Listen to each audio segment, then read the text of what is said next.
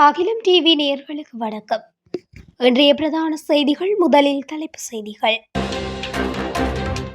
தீவிர சிகிச்சை பிரிவில் சிகிச்சை பெற்று வரும் ரணிலுக்கு சிறப்பு பாதுகாப்பு.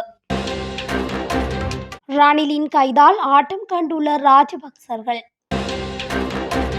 சில மருந்துகளுக்கு பற்றாக்குறை, சுகாதார அமைச்சர் வெளியிட்ட தகவல். ரணிலின் உடல்நிலை குறித்து தற்போது வெளியான அறிவிப்பு. உணவு தண்ணீர் இன்மையால் ஏற்பட்ட ஆபத்து.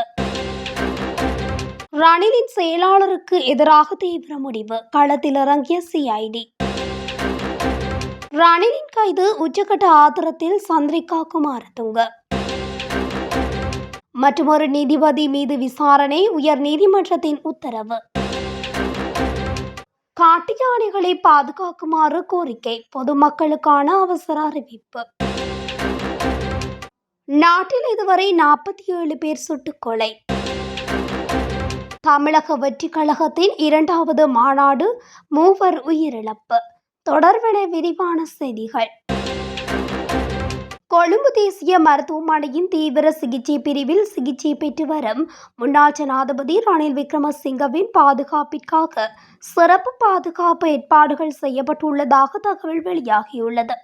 இதற்கமைய அவர் தடுத்து வைக்கப்பட்டுள்ள தீவிர சிகிச்சை பிரிவுக்கு 8 சிறைச்சாலை அதிகாரிகள் அனுப்பப்பட்டுள்ளதாக சிறைச்சாலை வட்டாரங்கள் தெரிவித்துள்ளன. இந்த அதிகாரிகளில் 2 ஜெயிலர்களும் 4 ஆயுதமேந்திய அதிகாரிகளும் அடங்குவர்.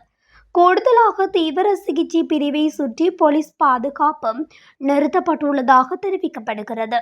முன்னாள் ஜனாதிபதி ரணில் விக்ரமசிங்க வெலிக்கடை சிறைச்சாலை மருத்துவமனையில் இருந்து நேற்று கொழும்பு தேசிய மருத்துவமனைக்கு மாற்றப்பட்டுள்ளார்.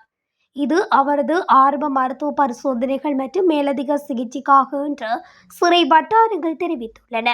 பரிசோதனைகள் முடிந்து முன்னாள் ஜனாதிபதி ரணில் விக்ரமசிங்கவின் உடல்நிலையில் முன்னேற்றம் ஏற்பட்டவுடன் அவரை மீண்டும் வெலிக்கடை சிறைச்சாலை மருத்துவமனைக்கு கொண்டு வர திட்டமிடப்பட்டுள்ளது.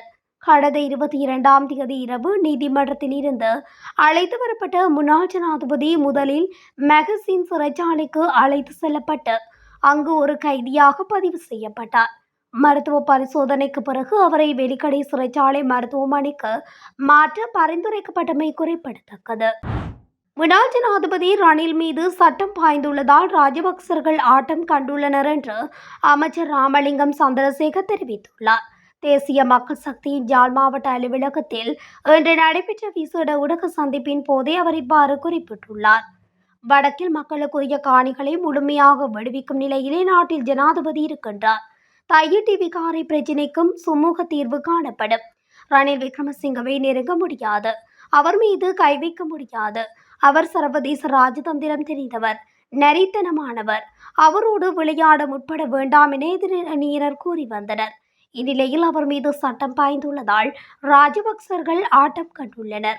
நாட்டுக்கு தீங்கு இழப்பு ஏற்படுத்தியது ரணிலா ராஜபக்சவா என்பது எமக்கு முக்கியமல்ல. எவராக இருந்தாலும் ஊழல் மோசடிகளில் ஈடுபட்டவர்களுக்கு எதிராக சட்டம் தனக்குரிய கடமையை செய்யும். ஒரு சில வாரங்களில் வடக்கில் உள்ள அரசியல்வாதிகள் வாழ்விலும் வசந்தம் பிறக்கும் என நினைக்கின்றோம். மக்களுக்கு சொந்தமான அனைத்து காணிகளும் விடுவிக்கப்படும். இந்த நிலையில் ஜனாதிபதி உறுதியாக இருக்கின்றார். வடக்குக்கு வரும் சுற்றுலா பயணிகள் மற்றும் முதலீடுகள் தொடர்பில் சில அதிகாரிகள் எழுத்தறிப்பு செய்து வருகின்றனர். அவர்கள் பற்றியும் எமக்கு தெரியும். அவர்களுக்கு எதிராகவும் நடவடிக்கை எடுக்கப்படும் என அமைச்சர் தெரிவித்துள்ளார். நாட்டில் தற்போது சில மருந்துகளுக்கு பற்றாக்குறை நிலவுவதாக சுகாதார அமைச்சர் நலிந்த ஜேதிச தெரிவித்துள்ளார். கடந்த ஆண்டு விலை மனு கோரல் இல்லாததன் விளைவாகவே சில மருந்துகளுக்கு பற்றாக்குறை ஏற்பட்டுள்ளது. கடந்த ஆண்டு விலை மனு கோரல் விடப்பட்டிருந்ததால் மருந்துகள் சரியாக வந்திருக்கும். அடுத்த ஆண்டுக்கு விலை மனு கோரல் விட்டுள்ளோம். தற்போதைய மருந்து பற்றாக்குறையை சமாளிக்க பிராந்திய கொள்முதல்களுக்காக வைத்தியசாலைகளுக்கு 3500 மில்லியன் ஒதுக்கியுள்ளோம். இரண்டாவது, அவ்வப்போது சில நாடுகளுடன் பேச்சுவார்த்தை நடத்தி மருந்துகளை நன்கொடையாக பெறுகின்றோம். சில நாடுகளுடன் புரிந்துணர்வு ஒப்பந்தங்களில் கையெழுத்திடும் நிலையை அடைந்துவிட்டோம். எனவே இந்த பிரச்சனையை நாம் எதிர்கொள்ள முடியும் என்று கூறியுள்ளார். முன்னாள் ஜனாதிபதி ரணில் விக்ரமசிங்கவால் 2 நாட்களுக்கு நீதிமன்றில் முன்னிலையாக முடியாது என கொழும்பு தேசிய வைத்தியசாலையின் பிரதி பணிப்பாளர் ருக்ஷான் பெலன தெரிவித்துள்ளார். கொழும்பு தேசிய வைத்தியசாலையில் அவசர சிகிச்சை பிரிவில் அனுமதிக்கப்பட்டுள்ள முன்னாள் ஜனாதிபதி ரணில் விக்ரமசிங்கவின் உடல்நிலை குறித்து ஊடகங்களிடம் கருத்து தெரிவிக்கும் போது அவர் இதனை தெரிவித்துள்ளார். முன்னாள் ஜனாதிபதிக்கு நீர்ச்சத்து குறைபாடு ஏற்பட்டுள்ளதாகவும் இதன் காரணமாக அவரது இரத்தத்திலும் பிற உடல் அறிகுறிகளிலும் மாற்றங்கள் காணப்படுவதாகவும் வைத்தியர் பெல்லன தெரிவித்துள்ளார். தற்போதைய நிலைக்கு காரணம் கடந்த வெள்ளிக்கிழமை சுமார் 10 மணி நேரத்துக்கும் அதிகமாக வெப்பத்தில் நீதிமன்றத்தில் காத்திருந்தமையாக இருக்கலாம் எனவும் அவர் சுட்டிக்காட்டினார். குறிப்பிட்ட நேரத்தில் அவருக்கு உணவு மற்றும் தண்ணீர் உரிய நேரத்தில் கிடைக்காமையும் இதற்கு காரணமாக இருக்கலாம் என்றும் வைத்தியர் கூறினார். வைத்தியர் ருக்ஷான் பெல்லன முன்னாள் ஜனாதிபதி ரணிலின் உடல்நிலை குறித்து மேலும் தெரிவிக்கையில், முன்னாள் ஜனாதிபதி ரணில் தற்போது தீவிர மருத்துவ கண்காணிப்பில் உள்ளார். மேலும் நீர்ச்சத்து குறைபாட்டுக்காக சிகிச்சை பெற்று வருகின்றார். பல சிறப்பு மருத்துவ குழுக்கள் அவரது உடல்நிலையை உன்னிப்பாக கண்காணித்து வருகின்றன. அத்துடன் அவருக்கு மாரடைப்பு ஏற்படும் ஆபத்தும் காணப்படுகின்றது. நீர்ச்சத்து குறைபாடு சரியாக நிர்வகிக்கப்படாவிட்டால் அது சிறுநீரகங்கள், மூளை மற்றும் பிற முக்கிய உறுப்புகளை பாதிக்கும் கடுமையான ஆபத்துக்களை ரணிலுக்கு ஏற்படுத்தும் என்றும் தெரிவித்துள்ளார். இந்த ஆபத்தை தடுக்க அவர் தீவிர சிகிச்சை பிரிவில் வைக்கப்பட்டுள்ளார். இருப்பினும் முன்னாள் ஜனாதிபதி சரியான சிகிச்சைக்கு பிறகு சுமார் 2 அல்லது 3 நாட்களில் குணமடைந்து சாதாரண நடந்து கொள்வார் என்றும் எதிர்பார்க்கப்படுகிறது. முன்னாள் ஜனாதிபதி செயலாளர் சமன் ஏகநாயகவுக்கு எதிராக வழக்கு தொடரப்பட உள்ளதாக தகவல்கள் வெளியாகியுள்ளன. 2023ஆம் ஆண்டு முன்னாள் ஜனாதிபதி ரணில் விக்ரமசிங்கவும் அவரது குழுவினரும் மேற்கொண்ட இங்கிலாந்து பயணத்தின் செலவுகளுக்காக அரசு நிதி ஒதுக்கீட்டை அனுமதித்ததாக கூறப்படும் குற்றச்சாட்டின் பேரிலே இந்த நடவடிக்கை எடுக்கப்பட உள்ளது. குற்றப்புலனாய்வு திணைக்களம் இதுகுறித்து அறிக்கை ஒன்றை நீதிமன்றத்தில் சமர்ப்பிக்க உள்ளது.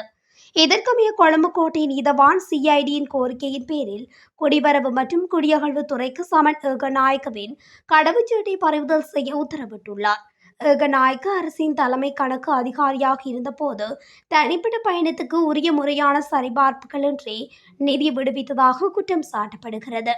சிஐடி கடந்த வெள்ளிக்கிழமை நீதிமன்றத்தில் தாக்கல் செய்த அறிக்கையில் ஏகநாயக்கவிடமிருந்து கூடுதல் சாட்சியங்களை பெற வேண்டியிருப்பதாகவும் அவர் வெளிநாடு சென்றால் விசாரணை பணிகள் பாதிக்கப்படும் என்பதால் கடவுச்சீட்டை பறிமுதல் செய்ய உத்தரவு வழங்கப்பட வேண்டும் என்றும் தெரிவித்துள்ளது.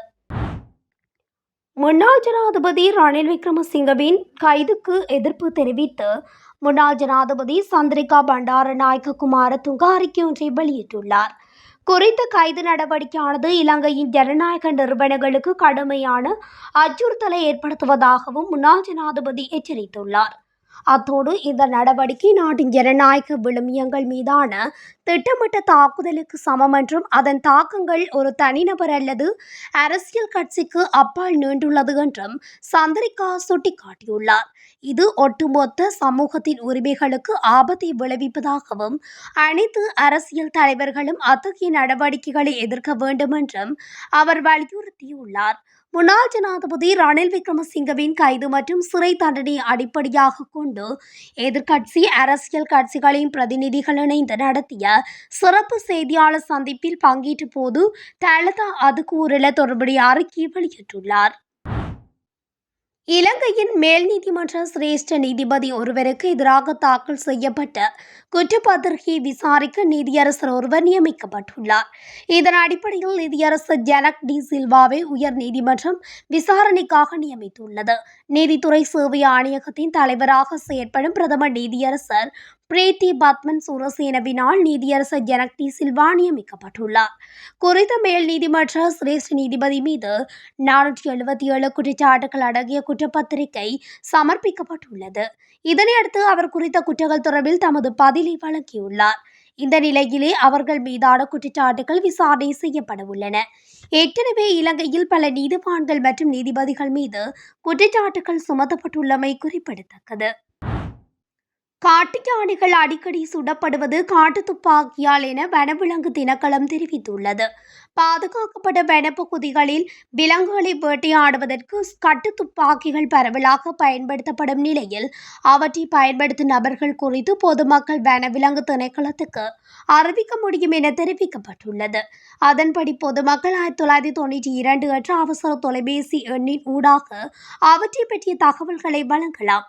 அத்தகைய தகவல்களை வழங்கும் மக்களின் ரகசிய தன்மையை பாதுகாக்க வனவிலங்கு திணைக்களம் நடவடிக்கை எடுக்கும் என்று வனவிலங்கு திணைக்களத்தின் பேச்சாளர் ஒருவர் தெரிவித்துள்ளார். இதற்கிடையில் காயமடைந்த சுமார் 6 காட்டு யானைகளுக்கு வனவிலங்கு திணைக்களம் தற்போது சிகிச்சை அளித்து வருவதாக கூறப்படுகிறது. நாட்டில் இந்த வருடத்தின் இதுவரையான காலப்பகுதியில் துப்பாக்கிச் சூட்டுக்கு இலக்காகி 47 பேர் உயிரிழந்துள்ளனர். அத்துடன் 50க்கும் மேற்பட்டோர் காயமடைந்துள்ளதாக தெரிவிக்கப்படுகிறது. இந்த நிலையில் இன்று கொழும்பு புறநகர் பகுதியான பொரலஸ்கமுவ பகுதியிலும் துப்பாக்கிச் சூட்டில் ஒருவர் உயிரிழந்துள்ளதாகவும் கூறப்படுகிறது. தமிழக வெற்றி கழகத்தின் 2வது மாநில மாநாடு கடந்த 21ஆம் தேதி மதுரை மாவட்டம் பரப்பத்தியில் நடைபெற்றது. மாநாட்டுக்கு வரும்போதும் பின்னரும் தமிழக வெற்றி கழகத்தின் 3 நிர்வாகிகள் உயிரிழந்த நிலையில் அவர்களது குடும்பத்தினருக்கு ஆறுதல் தெரிவித்துள்ளார். மேலும் அவர்களது குடும்பத்துக்கு கட்சி துணை நிற்கும் எனவும் விஜய் உறுதியளித்துள்ளார். இந்த மாநாட்டில் கலந்து கொள்ள தமிழகத்தின் பல்வேறு பகுதிகளில் இருந்து 10 லட்சத்துக்கும் மேற்பட்ட தொண்டர்கள் மதுரையில் திரண்டனர். மாநாடு மாலையில் தொடங்கும் என அறிவிக்கப்பட்டிருந்தாலும் அதிகாலை முதலே ஏராளமானோர் அங்கு குவியத் தொடங்கினர். கடுமையான வெயிலில் அமர்வதற்கு நிழல் வசதி கூட இல்லாததால் மாநாட்டுக்கு வந்த ஏராளமான தொண்டர்கள் அடுத்தடுத்து மயங்கி விழுந்தனர். தொடர்ந்து அவர்கள் ஆம்புலன்ஸ் மூலம் மருத்துவமனையில் சேர்க்கப்பட்டனர். இந்த நிலையில் மாநாட்டுக்கு வந்த சில தொண்டர்கள் கடுமையான உடல் நலக்குறைவுக்கு ஆட்பட்டனர். மேலும் செங்கல்பட்டையைச் சேர்ந்த பிரபாகரன், நீலகிரியைச் சேர்ந்த ரித்திக் ரோஷன், விருதுநகரைச் சேர்ந்த காளிராஜன் ஆகியோரே இவ்வாறு உயிரிழந்துள்ளனர். இந்த நிலையில் தமிழக வெற்றி கழகத்தின் தலைவர் விஜய் அவர்களின் அவர்களுக்கும் இரங்கல் தெரிவித்துள்ளார். இத்துடன் அகிலம் டிவியின் இன்றைய பிரதான செய்திகள் நிறைவடைகின்றன. தொடர்ச்சியாக செய்திகளை அறிந்து கொள்ள அகிலம் டிவி ஊடகத்துடன் இணைந்திருங்கள். நன்றி, வணக்கம்.